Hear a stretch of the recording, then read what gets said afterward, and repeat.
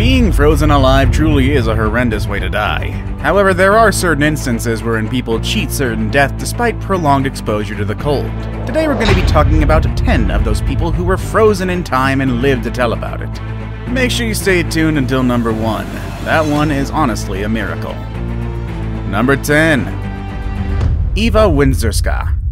You would think that you would have to be in water or at least on land to get frozen, but that's not always the case.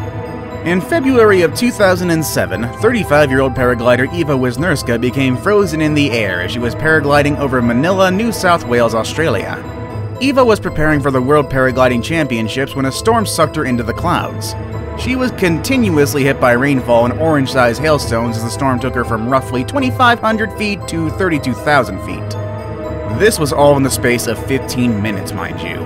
She passed out as temperatures plummeted to minus 50 degrees Celsius or negative 58 degrees Fahrenheit, and she could not get enough oxygen.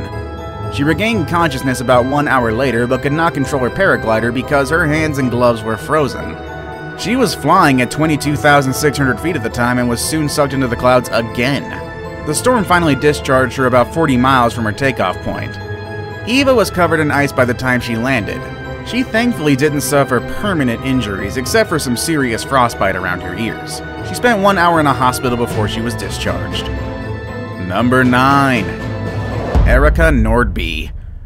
During the early morning hours of February 23, 2001, one-year-old Erica Nordby strolled into the icy cold outside her home in Edmonton, Alberta, Canada. She only wore a t-shirt and a diaper, which were not enough to protect her from the temperature of minus 24 degrees Celsius. She soon froze in the snow. Her mother, Layla, woke after 3 a.m. surprised that Erica had not been crying for food. Layla searched for Erica and soon found her curled in the snow outside. Layla carefully wrapped Erica with blankets, afraid that she would break her daughter's frozen limbs if she handled Erica too hard. Paramedics and police soon arrived and took Erica to the hospital. Doctors were about to connect Erica to a heart and lung machine that would have extracted and warmed her blood before returning it back into her body when her heart started to beat again. Erica then awoke 24 hours later. Number 8. Mitsutaka Uchikoshi. On October 7, 2006, 35-year-old Mitsutaka Uchikoshi fell into a stream during a failed attempt to climb Mount Roko in Japan. He broke his pelvis but remained conscious before passing out the next day. He was rescued when another climber found his body 24 days after the incident. He had remained unconscious the rest of the time he was lost. While it appeared that Uchikoshi was not frozen, his temperature had fallen to 22 degrees Celsius or 72 degrees Fahrenheit. He had maintained a low body temperature for an extended period of time. He also suffered from blood loss and multiple organ failure. Doctors were fascinated with the incident and touted it as the first recorded instance of a human hibernating. They observed that Uchikoshi's body shut down and slowly went into hibernation while temperatures on the mountain fell as low as 10 degrees Celsius. Miraculously, he did make a full recovery. Number 7. Anna Bagenholm. In May of 1999, Anna Bagenholm, a 29-year-old radiologist, was skiing with 2 other colleagues in the Hjolen Mountains in Norway when she fell into a frozen stream.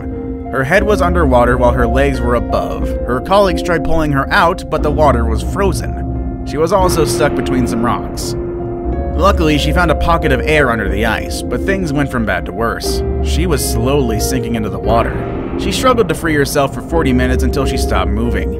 She remained underwater for another 40 minutes until help arrived, at which point only her feet were above the ice. Bagenholm was frozen at the time she was rescued. She was not breathing and her heart was not beating.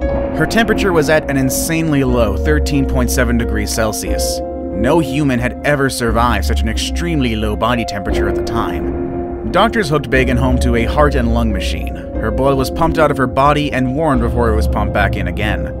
This continued until her heart started to beat the next day. She came out of a coma 12 days after the incident. She suffered nerve damage that left her bedridden for 1 year, but did eventually make a nearly full recovery. Number 6. Beck Weiss. On May 10th of 1996, 49-year-old Beck Weiss froze and almost died during a failed attempt to climb Mount Everest. Before the climb, he had eye surgery to correct his nearsightedness. Little did he know that this would prove to be more problematic. The shape of his corneas changed as he climbed higher altitude, impairing his vision. Mountain guide Rob Hall discouraged Beck from climbing further and advised him to wait until he returned from the summit. However, Hall never came back. He died the next day while trying to help another climber. Weathers descended the mountain with other climbers until a severe snowstorm left them disoriented. Weathers lost his right glove and his right hand froze immediately. He soon suffered from both hypothermia and hypoxia.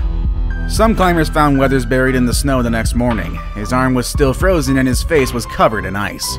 He was in a hypothermic coma, which is usually the last stage a frozen person reaches before dying. No human had ever recovered from a hypothermic coma at the time. Weathers' climbing partners thought he was dead and abandoned him.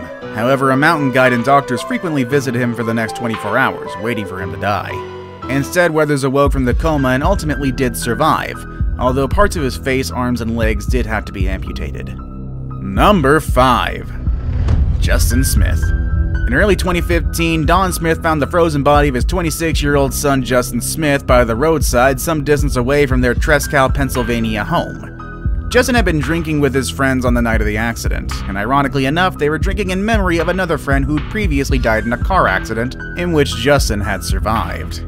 Justin left the group at around 9:30 p.m. and was walking home when he passed out. He remained in the snow and the temperature reached negative 20 degrees Celsius overnight. His father, after having been alerted by one of Justin's friends, found his son at around 7:30 a.m. the next morning. The police and paramedics arrived to find Don with his frozen son. They thought Justin was dead. In fact, a coroner had arrived on the scene to investigate the cause of death. His mother was also informed that her son was dead. However, medics administered CPR to Justin before airlifting him to a hospital, where blood was pumped out of his body, oxygenated, and pumped back in. Amazingly, he woke up after a 15-day coma.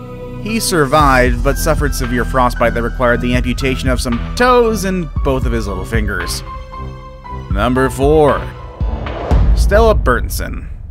On October 25, 2010, 7-year-old Stella left her home in Leer, Sweden to find an imaginary treasure she had drawn on a map. The temperature outside was minus 12 degrees Celsius, and her parents only realized she was missing when they did not see her for a while. Neighbors formed a search party. Her father, Peter, found her footprints at the back of their home and tracked them to a cliff where it was obvious that she had fallen.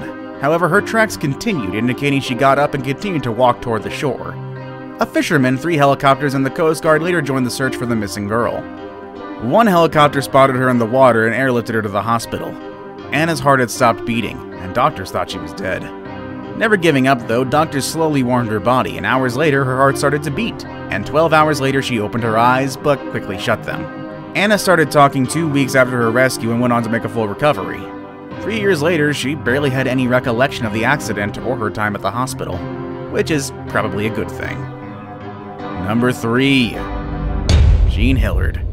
In December 1980, Jeanne Hillard was driving down a road in Minnesota when her car went into a ditch.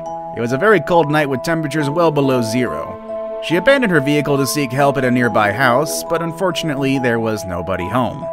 There was also nobody in the next house either. She'd almost reached a third house 3.2 kilometers from where she'd left her car when she collapsed just 4.6 meters from the door. Homeowner Wally Nelson found Jeanne's body the next morning. She was frozen and covered in ice, and Wally thought she was dead. He said her face was ghost white, and her body was as stiff as a popsicle. Wally soon realized Jeanne was alive when he heard her moan. He carried her to the backseat of his car and drove her to the hospital. He couldn't put her in the front seat because her body was stiff and frozen. Dr. George Sather observed that even Jeanne's eyeballs were frozen, and so were her feet inside her boots. He also couldn't determine her temperature because it was too low for the thermometer. Dr. Sather also thought she was dead until he too heard her moan. He wrapped her body in an electric heating pad and connected her to oxygen. Jeanne eventually did make a full recovery, thankfully. Now it's time for the day's best pick. Today we're gonna look at a man that, unlike the rest of the people in this list, deliberately had himself frozen alive. In a sense, that is. Number 2. David Blaine.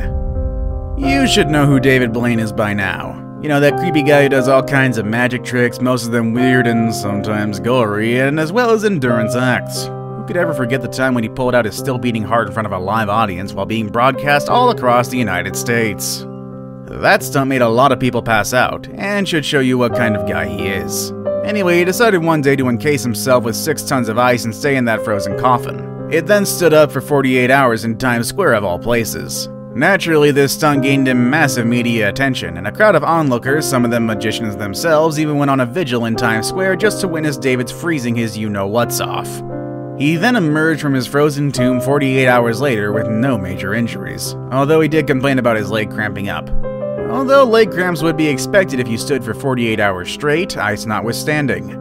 I saved the best for last, but first, I have a quick challenge that takes only 5 seconds to complete. If you can leave a like and subscribe within the next 5 seconds, you'll get 10 years of amazing luck. Just try it, it really works. Number 1. Gardel Martin.